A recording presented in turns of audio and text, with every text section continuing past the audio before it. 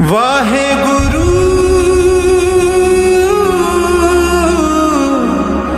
ਵਾਹਿਗੁਰੂ।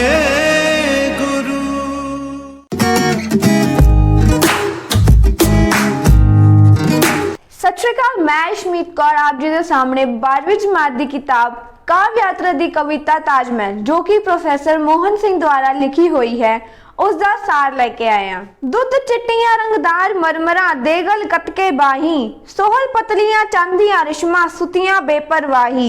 बिरछा बूटिया दे पर छावे नशिया नाल गड़ुंदे ਕਾਂ ਦੇ ਸੋਹਲ ਸਿਨੀਆਂ ਉੱਤੇ ਸਵਾਦ ਹੋ ਉਂਗੇ। ਇਹਨਾਂ ਕਾ 17 ਦੇ ਵਿੱਚ ਕਵੀ ਪ੍ਰੋਫੈਸਰ ਮੋਹਨ ਸਿੰਘ ਜਿਹੜੇ ਹਨ ਉਹ ਲਿਖਦੇ ਹਨ ਕਿ ਸਭ ਤੋਂ ਪਹਿਲਾਂ ਉਹਨਾਂ ਨੇ ਤਾਜ ਮਹਿਲ ਦੀ ਸੁੰਦਰਤਾ ਦਾ ਜ਼ਿਕਰ ਕੀਤਾ ਹੈ। ਫਿਰ ਉਹ ਕਹਿੰਦੇ ਹਨ ਕਿ ਜਿਹੜੀ ਚਾਂਦਨੀ ਰਾਤ ਦੇ ਵਿੱਚ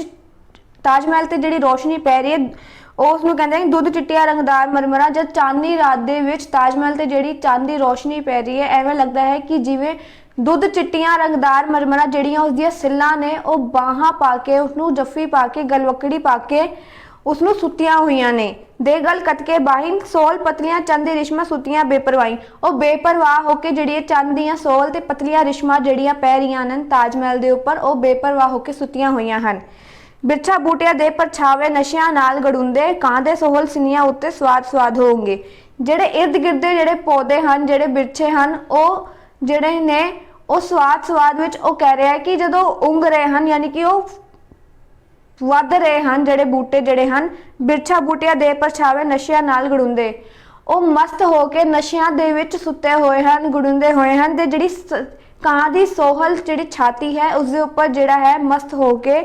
ਸਵਾਦ ਹੋ ਉਂਗੇ। ਉਸਦੇ ਜਿਹੜੇ ਕਾਂ ਦੀ ਜਿਹੜੀ ਸੋਹਲ ਮੁਲਾਇਮ ਜਿਹੜੀ ਛਾਤੀ ਹੈ ਉਸਦੇ ਉੱਪਰ ਉਹ ਉਂਗ ਰਹੇ ਹਨ ਉੱਗ ਰਹੇ ਨੇ। ਅਗਲੀ ਜਿਹੜੀ 17 ਹੈ ਉਸ ਦੇ ਵਿੱਚ ਕਵੀ ਇਹ ਲਿਖਦਾ ਹੈ ਲਗ ਟਾਣਾ ਗਲ ਵੇਲਾ ਸੁੱਤੀਆਂ ਲਗ ਵੇਲਾ ਗਲ ਕਲੀਆਂ ਲਗ ਕਲੀਆਂ ਗਲ ਗੰਦਾ ਸੁੱਤੀਆਂ ਨੀਂਦ ਵਲੇਵੇ ਵਲੀਆਂ ਸ਼ਾਂਤ ਸੁੱਤੇ ਜਮਨਾ ਦੇ ਕੰਡੇ ਹਰੇ ਪਰੇ ਅਤ ਸਾਵੇ ਨੀਂਦ ਵਗੂਤੀ ਜਲ ਧਾਰਾ ਨੂੰ ਬੰਨੀ ਵਿੱਚ ਕਲਾਵੇ। ਇਹਨਾਂ ਕਾਂ 17 ਦੇ ਵਿੱਚ ਕਵੀ ਇਹ ਕਹਿੰਦਾ ਹੈ ਕਿ ਜਿਹੜੇ ਤਾਜ ਮਹਿਲ ਦੇ ਕਿਨਾਰੇ ਜਿਹੜੇ ਟਾਹਣੀਆਂ ਲੱਗੀਆਂ ਹੋਈਆਂ ਸਨ ਲਗ ਟਾਣਾ ਗਲ ਵੇਲਾ ਸੁੱਤੀਆਂ ਲਗ ਵੇਲਾ ਗਲ ਕਲੀਆਂ ਜਿਹੜੀਆਂ ਟਾਹਣੀਆਂ ਦੇ ਨਾਲ ਵੇਲਾ ਜਿਹੜੀਆਂ ਸੀਗੀਆਂ ਉਹ ਉਸ ਦੇ ਨਾਲ ਗਲਵਕੜੀ ਪਾ ਕੇ ਉਹਦੇ ਨਾਲ ਜੁੜੀਆਂ ਹੋਈਆਂ ਸੀ ਤੇ ਉਹ ਵੀ ਸੁੱਤੀਆਂ ਹੋਈਆਂ ਸਨ ਤੇ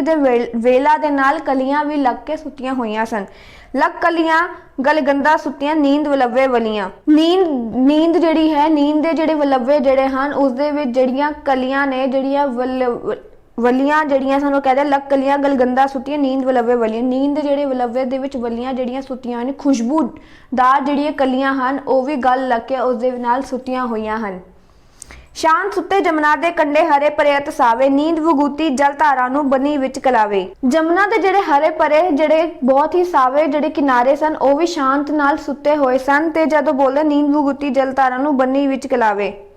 ਜਿਹੜੇ ਉਸ ਨੂੰ ਜਿਹੜਾ ਹੈ ਉਹ ਜਮਨਾ ਜਿਹੜਾ ਪਾਣੀ ਸੀਗਾ ਉਹ ਵੀ ਇਹਨੇ ਸ਼ਾਂਤਮਈ ਨਾਲ ਸੁੱਤਾ ਹੋਇਆ ਸੀ। ਜਮਨਾ ਦਾ ਜਿਹੜਾ ਪਾਣੀ ਸੀ ਉਸਨੇ ਆਪਣੀ ਨੀਂਦ ਉਸਦੀ ਜਿਹੜੀ ਨੀਂਦ ਸੀਗੀ ਉਸਨੂੰ ਆਪਣੇ ਵਿੱਚ ਆਪਣੇ ਕਲਾਵੇ ਦੇ ਵਿੱਚ ਅਸੀਂ ਉਸਨੂੰ ਜੱਫੀ ਪਾ ਕੇ ਉਸਨੂੰ ਆਪਣੇ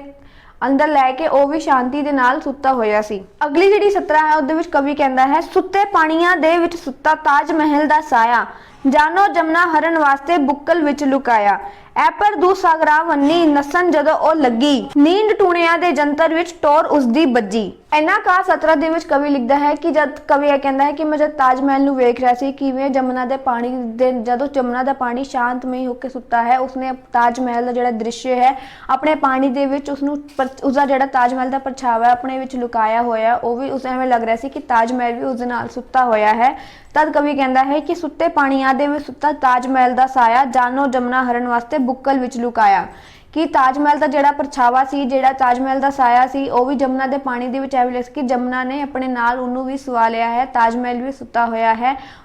ਕਵੀ ਨੂੰ ਲੱਗ ਰਿਹਾ ਸੀ ਕਿ ਤਾਜ ਮਹਿਲ ਵੀ ਉਸ ਪਾਣੀ ਦੇ ਵਾਂਗ ਸ਼ਾਂਤੀ ਨਾਲ ਸੁੱਤਾ ਹੋਇਆ ਹੈ। ਉਹ ਐਵੇਂ ਸੋਚ ਰਿਹਾ ਸੀ ਕਿ ਜਦ ਜਿਹੜਾ ਪਾਣੀ ਹੈ ਜਮਨਾ ਦਾ ਉਸਨੇ ਇੱਕ ਚਾਲ ਚੱਲੀ ਹੈ ਕਿ ਤਾਜ ਮਹਿਲ ਨੂੰ ਹਰਨ ਵਾਸਤੇ ਯਾਨੀ ਕਿ ਉਸਨੂੰ ਕਿਡਨੈਪ ਕਰਨ ਵਾਸਤੇ ਉਸਨੂੰ ਆਪਣੇ ਨਾਲ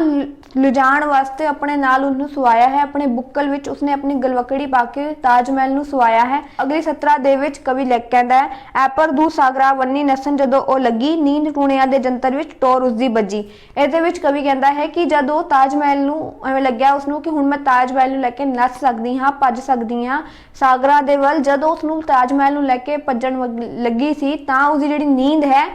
ਜੰਤਰਾਂ ਦੇ ਵਿੱਚ ਵੱਜ ਗਈ, यानी कि उसकी जिहड़ी नींद है, जिहड़ी नींद टूणिया दे जंतर विच टोर उसकी ਵੱਜੀ, मगर वो लैके नहीं पढ़ सकती सी। ਉਹ ਉੱਥੇ ਹੀ ਤਾਜ ਮਹਿਲ ਨੂੰ, ਕਿਉਂਕਿ उसका परछावा पै रहा ਸੀ जमुना के किनारे ਜਿਹੜੇ ਤੇ ਤਾਜ ਮਹਿਲ ਤੇ परछावा पैण ਦੇ ਲਈ कवि ਨੂੰ ਐਵੇਂ ਲੱਗ ਰਿਹਾ ਸੀ कि जमुना ने जानबूझ के एक चाल विछाया है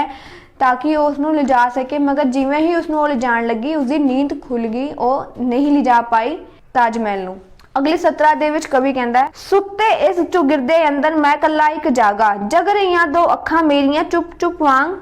चरागा, गुबंद दियां उबारा उत्ते मस्ताइयां अलसाइयां, फिर रहीआं सन नज़रां मेरियां सुहज सवार तैराइयां। इन्हां काफ 17 ਦੇ ਵਿੱਚ ਕਵੀ ਕਹਿੰਦਾ ਹੈ ਕਿ ਜਿਹੜਾ ਚੌਗਿਰਦਾ, ਜਿਹੜਾ ਤਾਜ ਮਹਿਲ ਦਾ ਚੌਗਿਰਦਾ ਸੀਗਾ, ਜਿਹੜਾ ਗੁਬੰਦ ਸੀਗਾ, ਉਸਨੂੰ ਜਿਹੜਾ ਕਵੀ ਜਦ ਦੇਖ ਰਿਹਾ ਸੀ ਉਹ ਕਹਿੰਦਾ ਇਹਨਾਂ ਇਸ ਰਾਤ ਦੇ ਵਿੱਚ ਚੌਗਿਰਦੇ ਨੂੰ ਦੇਖਣ ਵਾਲਾ ਮੈਂ ਕੱਲਾ ਹੀ ਇੱਕ ਜਾਗ ਰਿਹਾ ਹੈ, ਸੁੱਤੇ ਇਸ ਚੌਗਿਰਦੇ ਅੰਦਰ ਮੈਂ ਕੱਲਾ ਇੱਕ ਜਾਗਾ,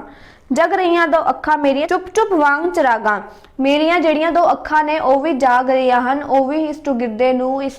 ਇਸ ਤਾਜ ਮਹਿਲ ਦੇ ਰੋਮਾਨੀ ਜਿਹੜਾ ਦ੍ਰਿਸ਼ ਹੈ ਇਸ ਨੂੰ ਆਪਣੀ ਅੱਖਾਂ ਵਿੱਚ ਲੁਕਾ ਰਹੀਆਂ ਹਨ, ਉਹ ਵੀ ਜਾਗ ਕੇ ਉਹ ਵੀ ਇਸ ਦੇ ਨਜ਼ਾਰੇ ਨੂੰ ਦੇਖ ਰਹੀਆਂ ਹਨ। फिर जब वो बोलता है, गुबंद दियां उबारा उत्ते मस्ताइयां अलसाइयां, फिर रहीआं सन नज़रां मेरियां सहज सवार तैराइयां। ਜਿਹੜੀਆਂ ਤਾਜ ਮਹਿਲ ਦੇ ਗੁਬੰਦ, ਜਿਹੜਾ ਸਭ ਤੋਂ ਉੱਪਰ ਵਾਲਾ ਹਿੱਸਾ ਹੁੰਦਾ, ਉਹ ਕਹਿੰਦਾ ਜਿਹੜੇ ਤਾਜ ਮਹਿਲ ਦਾ ਗੁਬੰਦ ਹੈ ਉਸਨੂੰ ਮੇਰੀ ਅੱਖਾਂ ਜਿਹੜੀਆਂ ਨੇ ਉਹ ਦੇਖ ਰਹੀਆਂ ਨੇ, ਉਸਦੇ ਦ੍ਰਿਸ਼ ਨੂੰ, ਉਸਦੇ ਨਜ਼ਾਰਿਆਂ ਨੂੰ ਲੈ ਰਹੀਆਂ ਹਨ, ਮੇਰੀ ਜਿਹੜੀ ਅੱਖਾਂ ਦੀ ਜਿਹੜੀ ਪਿਆਸ ਹੈ, ਮੇਰੀ ਜਿਹੜੀ ਪਿਆਸ ਹੈ ਉਹ ਉਸਨੂੰ ਬੁਝਾ ਰਹੀਆਂ ਹਨ। अगली जी 17 कवि कहता, तक तक कसब हुनर मुगलों का हैरत वधी जावे, शाहजहां दे सहज सवार नूं लू लू प्यार सलावे, इन्ने नूं गुबंद दा आंटा टोटे टोटे होया, चीकां कूकां ते फरियादा जा अंबर नूं छोया। इन्हां काफ 17 दे विच कवि कहता है कि जदों उस ताज महल का नज़ारा लै रहा सी, उस रोमानी सुंदरता का नज़ारा लै रहा सी, तां ओह लैंदे लैंदे उसका जिहड़ा ध्यान सीगा ओह ਜਿਹੜਾ ਸ਼ਾਹਜਹਾਂ ਸੀਗਾ ਜਿਸਨੇ ਤਾਜ ਮਹਿਲ ਬਣਵਾਇਆ ਸੀ, ਤਦੋਂ ਕਹਿੰਦਾ ਤੱਕ ਤੱਕ ਕਸਬ ਹੁਨਰ ਮੁਗਲਾਂ ਦਾ ਹੈਰਤ ਵੱਧਦੀ ਜਾਵੇ। ਇਸ ਚੀਜ਼ ਨੂੰ ਵੇਖ ਕੇ ਕਿ ਹਾਂ ਉਸ ਸ਼ਾਹਜਹਾਂ ਨੇ ਤਾਜ ਮਹਿਲ ਇੰਨਾ ਸੋਹਣਾ ਤਾਜ ਮਹਿਲ ਬਣਵਾਇਆ, ਉਸਨੂੰ ਵੇਖ ਕੇ ਜਿਹੜੀ ਉਸਦੀ ਹੈਰਤ ਸੀ, ਉਹਦਾ ਜਿਹੜਾ ਰੋਮ ਰੋਮ ਸੀ, ਉਹ ਉਸਦੀ ਪ੍ਰਸ਼ੰਸਾ ਕਰ ਰਿਹਾ ਸੀ ਸ਼ਾਹਜਹਾਂ ਦੀ ਕਿ ਹਾਂ ਉਹਨੇ ਇੰਨਾ ਵਧੀਆ ਤਾਜ ਮਹਿਲ ਬਣਵਾਇਆ, ਇੰਨਾ ਵਧੀਆ ਉਸਨੇ ਇਹ ਕੰਮ ਕਰਵਾਇਆ, ਸਭ ਕੁਝ ਮਤਲਬ ਉਸਦੀ ਬਹੁਤ ਪ੍ਰਸ਼ੰਸਾ ਕਰ ਰਿਹਾ ਸੀ। ਪ੍ਰਸ਼ੰਸਾ ਕਰਦੇ ਕਹਿੰਦਾ ਲੂ ਲੂ ਪਿਆਰ ਸਲਾਵੇ, ਜਿਹੜਾ ਮੇਰਾ ਉਸਦਾ मेरा जोड़ा प्यार है शाहजहां दे लई बहुत ज़्यादा ही वध रहा है कि हाँ उसने इन्ना वधिया ताजमहल बनाया।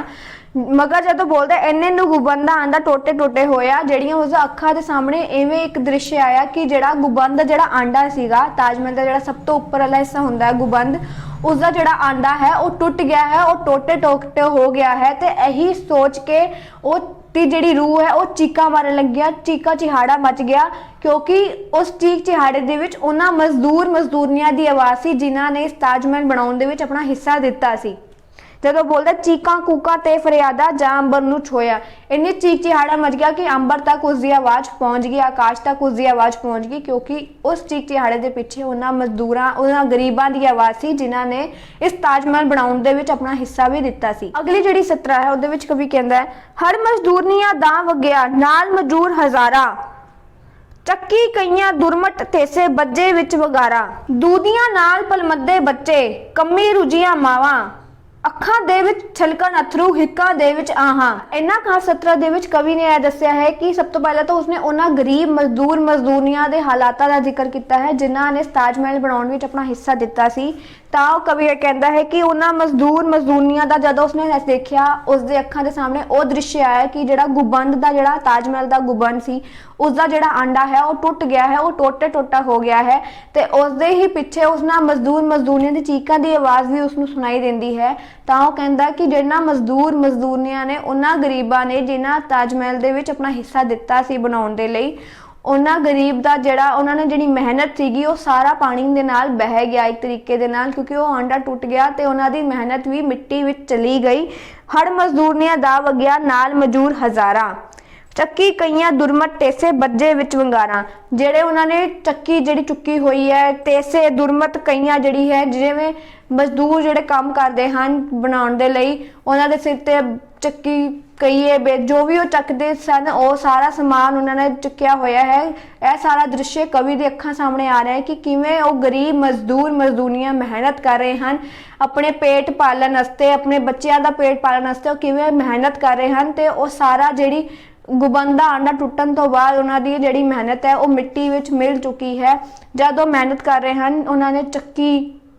ਤੇਸੇ ਹੈ ਸਾਰਾ ਕੁਝ ਚੁੱਕਿਆ ਹੋਇਆ, ਸਾਰੀ ਮਿਹਨਤ ਜਿਹੜੀ ਹੈ ਬੱਜੇ ਵਿੱਚ ਵੰਗਾਰਾਂ ਦੇ ਵਾਂਗ, ਮਤਲਬ ਬਿਨਾਂ ਕਿਸੇ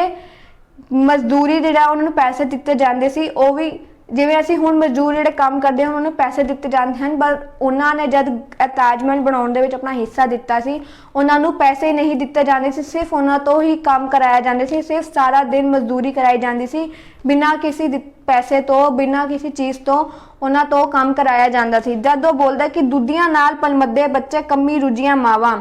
ਅੱਖਾਂ ਦੇ ਵਿੱਚ ਛਲਕਣ ਅਥਰੂ ਹਿੱਕਾਂ ਦੇ ਵਿੱਚ ਆਵਾਂ, ਉਹਨਾਂ ਹੀ ਮਜ਼ਦੂਰਾਂ ਦੇ ਨਾਲ ਉਹਨਾਂ ਦੀ ਪਤਨੀਆਂ ਜਿਹੜੀ ਮਜ਼ਦੂਰਨੀਆਂ ਸੀਗੀਆਂ ਉਹ ਵੀ ਕੰਮ ਕਰ ਰਹੀਆਂ ਤੇ ਉਹ ਆਪਣੇ ਕੰਮਾਂ ਦੇ ਵਿੱਚ ਇੰਨੀ ਰੁੱਝੀਆਂ ਹੋਈਆਂ ਨੇ ਕਿ ਉਹਨਾਂ ਨੇ ਆਪਣੇ ਨਾਲ ਆਪਣੇ ਬੱਚਿਆਂ ਨੂੰ ਵੀ ਚਿੰਬੜ ਕੇ, ਯਾਨੀ ਕਿ ਚੁੰਨੀ ਦੇ ਨਾਲ ਲਪੇਟ ਕੇ ਉਹ ਵੀ ਕੰਮ ਕਰ ਰਹੀਆਂ ਨੇ।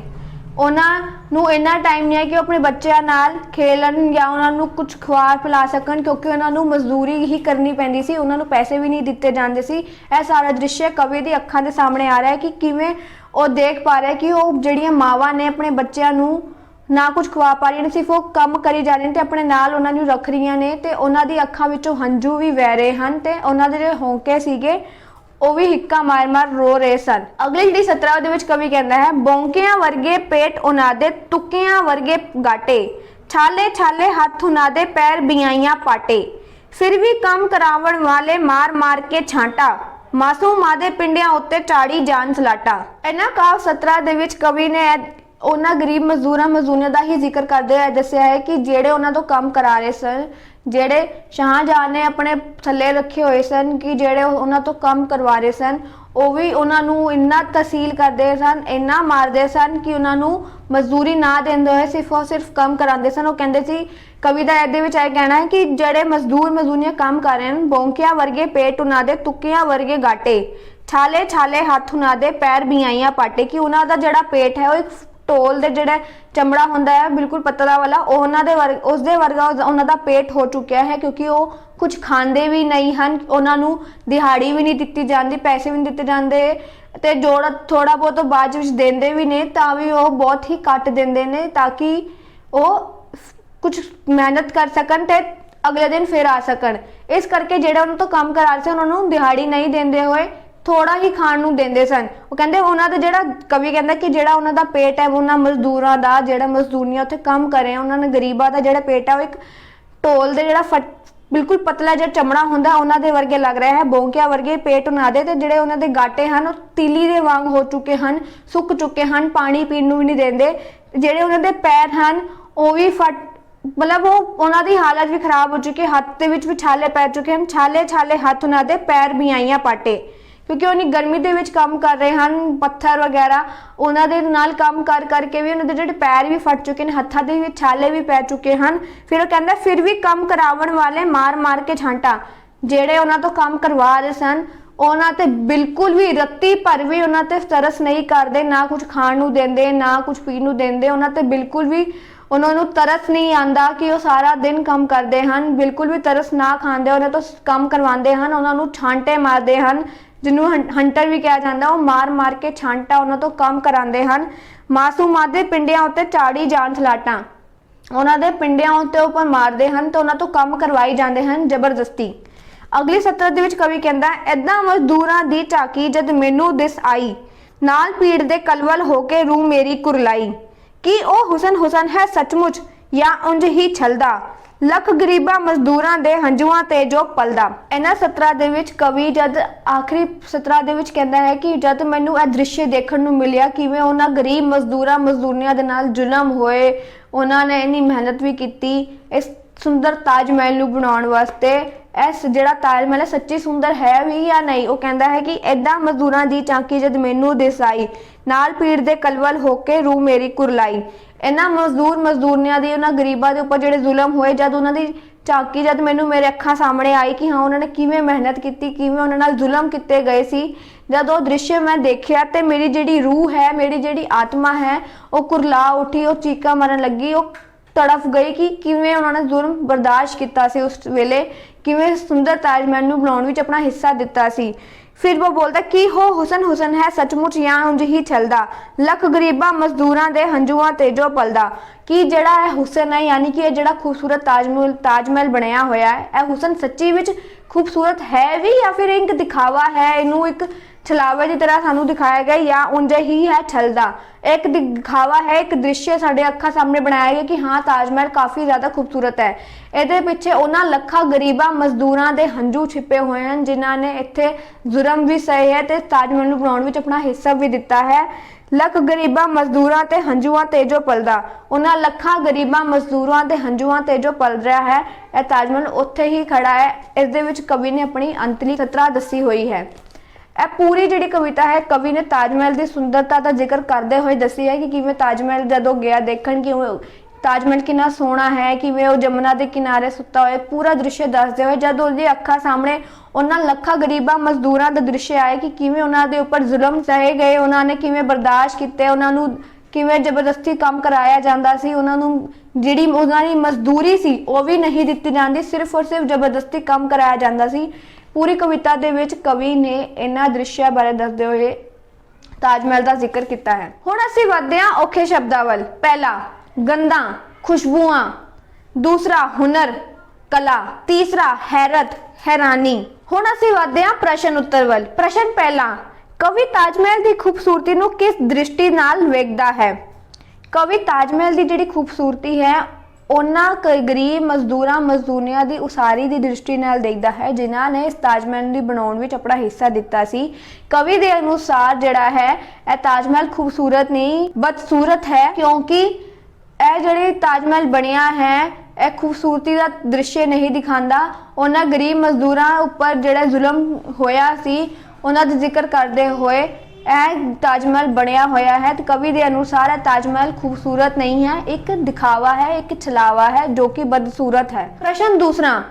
ਲੱਖਾਂ ਗਰੀਬਾਂ ਮਜ਼ਦੂਰਾਂ ਦੇ ਹੰਝੂਆਂ ਦੇ ਉੱਪਰ ਪਲਣ ਵਾਲਾ ਹੁਸਨ ਹੁਸਨ ਕਿਉਂ ਨਹੀਂ ਹੈ। ਲੱਖਾਂ ਗਰੀਬਾਂ ਮਜ਼ਦੂਰਾਂ ਦੇ ਹੰਝੂਆਂ ਤੇ ਪਲਣ ਵਾਲਾ ਹੁਸਨ ਇਸ ਲਈ ਨਹੀਂ ਹੁੰਦਾ ਕਿਉਂਕਿ ਅਜਿਹਾ ਹੁਸਨ ਇੱਕ ਦਿਖਾਵਾ ਹੁੰਦਾ ਹੈ ਇੱਕ ਧੋਖਾ ਹੁੰਦਾ ਹੈ ਇੱਕ ਛਲਾਵਾ ਹੁੰਦਾ ਹੈ। ਅਜਿਹਾ ਹੁਸਨ ਜਿਹੜਾ ਹੈ ਲੱਖਾਂ ਗਰੀਬਾਂ ਮਜ਼ਦੂਰਾਂ ਦੇ ਦੁੱਖਾਂ ਦੀ ਝਾਂਕੀ ਦਰਸਾਉਂਦਾ ਹੈ। प्रश्न तीसरा ताजमहल कविता का आलोचनात्मक सार लिखो। जे थानू इस प्रश्न का उत्तर चाहिए है तो थल्ले डिस्क्रिप्शन बॉक्स के लिंक दिता हुआ है तुसी उत्थे जाके क्लिक कर सकते हो ते नाल ही थानू उस दे विच होर भी महत्वपूर्ण प्रश्न के उत्तर भी मिल जाएंगे। जे थानू वीडियो वधिया लगी तो वीडियो नू वध तों वध लाइक करो शेयर करो ते चैनल नू सबसक्राइब भी जरूर कर दिओ आते नाल बैल आइकन भी प्रेस जरूर कर दिओ ताकि तुहानू मेरी आउण वाली वीडियोज़ की अपडेशन मिलती रहे। ਤੇ ਸਾਨੂੰ ਕਮੈਂਟ ਬਾਕਸ ਦੇ ਰਾਹੀਂ ਕਮੈਂਟ ਕਰਕੇ ਵੀ ਦੱਸਿਓ ਕਿ ਤੁਹਾਨੂੰ ਇਹ ਵੀਡੀਓ ਕਿੱਦਾਂ ਦੀ ਲੱਗੀ। ਜੇ ਤੁਹਾਨੂੰ ਕੋਈ ਡਾਊਟ ਹੈ ਤਾਂ ਵੀ ਤੁਸੀਂ ਕਮੈਂਟ ਬਾਕਸ ਦੇ ਰਾਹੀਂ ਸਾਨੂੰ ਕਮੈਂਟ ਕਰਕੇ ਪੁੱਛ ਸਕਦੇ ਹੋ। ਧੰਨਵਾਦ। ਵਾਹਿਗੁਰੂ